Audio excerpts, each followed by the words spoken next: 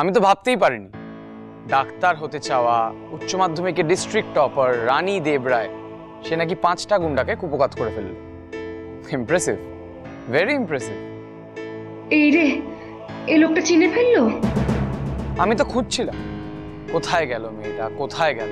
এদিকে রানী কালো পোশাক পরে মুখে চাপা দিয়ে সৈনিক সেজে এসে ঢুকে পড়ল। এ তো পুরো হলিউডের সিনেমা। তোমার ভেতরে যে এত কিছু আছে সে তো বুঝতে পারিনি। কি সব বলছেন? আমি তো কিছুই বুঝতে পারছি না। এই আপনার পেট গরম হয়েছে? মানে বিয়ে বাড়ির ধকলটা নিতে পারছেন না? কি সমস্যা বলুন তো আপনার? আচ্ছা, তুমি তো খুব ডেঞ্জারাস, ভেরি ডেঞ্জারাস। বাইরে থেকে তুমি যেমন নিজেকে শো করো, ভেতর থেকে তুমি একদমই সেরকম নও। দেখো, এই পোশাকটা আমি তোমার ব্যাগে পেয়েছি। তুমি এটা ব্যবহার না করে থাকলে এটা তোমার ব্যাগে এলো কি করে? আর যখন মারামারিটা করলেই সেটা সবাইকে না জানানোর কি আছে? মানে এতে লুকিয়ে রাখার কি আছে? আমি বুঝতেই পারছি না। চাইলেই 2-4 টেকের রদ্দা মেরে ফেলে দিতে পারো, এ তো ভালো কথা। আপনি যে কি বলছেন আমি সত্যি কিছু বুঝতে পারছি না। বলছি তো, আর কি করেই বা আপনি এটা আমার ব্যাগে পেলেন? আর আমি এটা খুঁজছি আপনাকে কে বললো? এটা খুঁজছিলে না তুমি? না, আমি এটা কেন খুঁজতে যাব? আমি তো অন্য কিছু খুঁজছিলাম। ইনফ্যাক্ট এই পোশাকটা আমি আজকে প্রথমবার দেখলাম। আর যখন মারপিট হচ্ছিল তখন তো আমি এই ঘরেই বসেছিলাম। আমি তো অন্যদের মুখে শুনলাম। আমি দেবুর মুখে শুনলাম একটা কালো পোশাক পরা মহিলা এসেছে। মহিলা না, একটা বাচ্চা মেয়ে, একটু পাকা। কি ওভাবে তাকাচ্ছ যে? এক্ষুনি এই পোশাকটা তোমায় পরিয়ে বাইরে নিয়ে গেলে সবাই বুঝতে পেরে যাবে যে ওটা তুমিই ছিলে। বুঝেছো? আজব কথা বলছেন। জোর করে এসব কেন প্রমাণ করার চেষ্টা করছেন আমি তো সেটাই বুঝতে পারছি না। যাকগে, অনেক রাত হয়েছে, এবার শুয়ে পড়ুন। কাল সকালে তো আবার অনেক কাজ। এই পোশাকটা আমি নিজে হাতে তোমার ব্যাগ থেকে বার করেছি রানী। কেন হাত দিয়েছেন একটা মেয়ের ব্যাগে?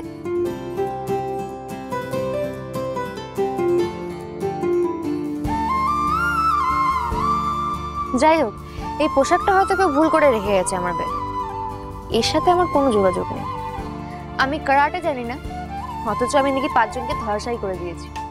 ভয় আমার হাত পা কাঁপছিল, কিন্তু আমি মারপিট জানি না, ব্যাস। তার মানে যে এসেছিল সে অন্য পোশাক পরে এসেছিল, তাই তো? কিছু তো একটা পরে এসেছিল, সেটা খুলে রেখে এটা আবার পরেছিল। তারপর মারপিট করে এটা খুলে রেখে ওই ড্রেসটা পরে চলে গেল।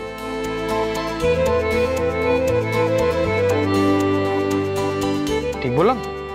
অদ্ভুত, আপনি আমাকে কেন জিজ্ঞেস করছেন? আমি কি করে বলবো? আপনি এক কাজ করুন, ডাক্তারি ছেড়ে দিয়ে একটা প্রাইভেট ডিটেকটিভ এজেন্সি খুলুন। তার আগে ফেলুদা ব্যোমকেশ পড়ুন, কয়েকটা গোয়েন্দা সিনেমা দেখুন, তারপর গোয়েন্দার গল্প লিখুন। আপনি সব পারবেন।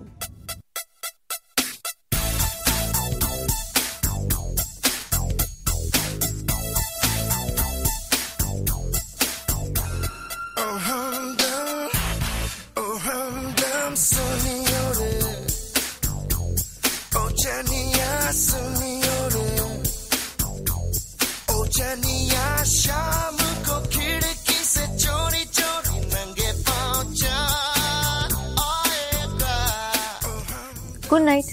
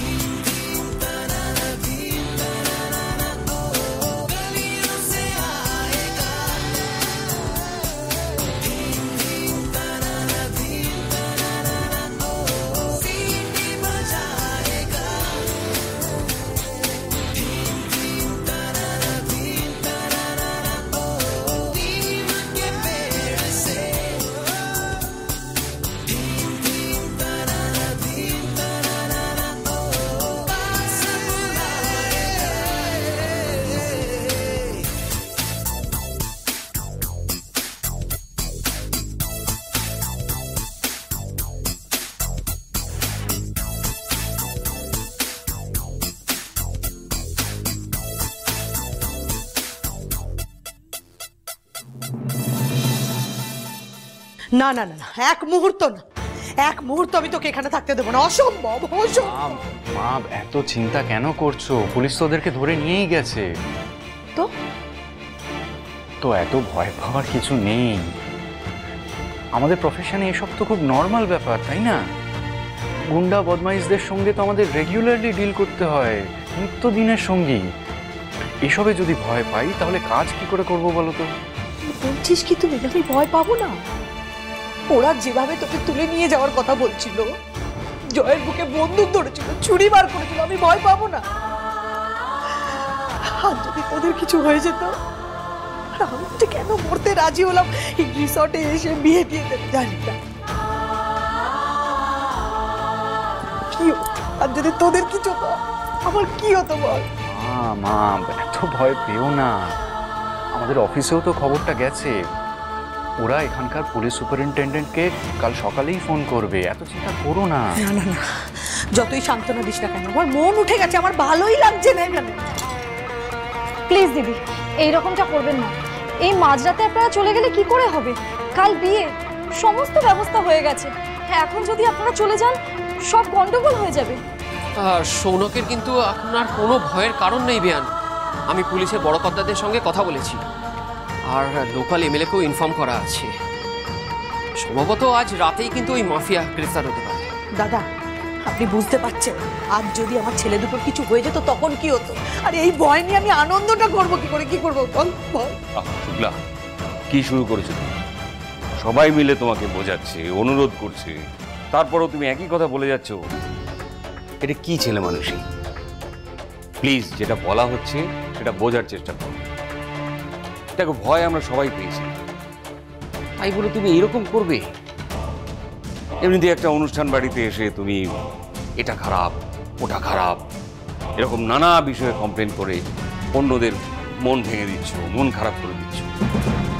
ও তাই? আমি সবার মন খারাপ করে দিচ্ছি? তুমি এতগুলো লোকের সামনে আমাকে এই কথাটা বলতে পারলে? তাহলে তো আমার থাকাই উচিত না, আমার আরো থাকা উচিত না? প্লিজ, এক কথা নিয়ে পড়ে থেকো না। এই বাড়ি যাওয়ার হুজুগটা থামাও, বন্ধ করো। কাল বিয়ে, সেটা আগে ভালোভাবে মেটাও। তারপর বিয়ের পরে আমরা সবাই বউকে নিয়ে বাড়ি ফিরব, সেটাই আমাদের পক্ষে মঙ্গল। এটা নিয়ে আর কোনো কথা বলার দরকার নেই। এবার চলো, তুমি ঘুমোতে এসো। এই অনেক রাত হয়েছে, তোরাও গিয়ে ঘুমিয়ে পড়। আপনারাও ঘুমিয়ে পড়ুন, আসছি। মাধুরী, যাও তো মাকে নিয়ে ঘরে যাও। মা যাও, একটু ঘুমিয়ে নাও। দেখো কাল সকালে উঠতে হবে, এখন যদি 2-3 ঘন্টা ঘুমিয়ে না নাও তাহলে কিন্তু কাল শরীর দেবে না। যাও। এর জন্য ভাবতে ভাবতে না আমি একদিন মরে যাবো। তোর বাবা তো এইসব বুঝবে না, দিয়ে গেল খানিক জ্ঞান। জয় কোথায় গেল? কোথায় গেল জয়? কোথায় গেল? মা মা মা তুমি ঘরে যাও, আমি জয়কে ডেকে পাঠাচ্ছি, ঠিক আছে? মাধুরী যাও। আর ভালো লাগে না, চিন্তায় চিন্তায় আমি শেষ হয়ে যাব। মেশমশাই, আপনারাও যান, এবার ঘুমিয়ে পড়ুন। সারাদিন তো কম ধকল গেল না, কাল সকাল সকালেও আবার তাড়াতাড়ি উঠতে হবে। আর মায়ের কথায় না, প্লিজ কিছু মনে করবেন না। উনি আসলে একটু প্যানিক করেন, জানেন তো। এই পরিবারের প্রত্যেকটা মানুষ না আমার মায়ের কাছে খুব জরুরি। পরিবারের সবাইকে এতটা ভালোবাসেন বলেই বোধহয় এতটা চিন্তা করেন। আমার মা বাইরে থেকে যতটা শক্ত, ভেতর থেকে ঠিক ততটাই নরম। আপনারা একদম চিন্তা করবেন না, আপনাদের মেয়ে আমাদের বাড়িতে খুব ভালো থাকবে, খুব খুশি থাকবে। চলো।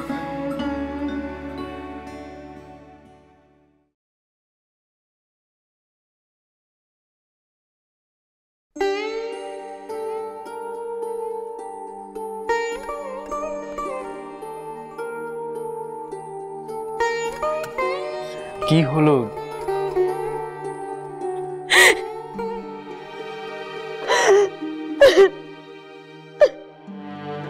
তোমার আবার কি হলো? তুমিও কি এখন কান্নাকাটি করবে নাকি? কাঁদবো না তাই তো?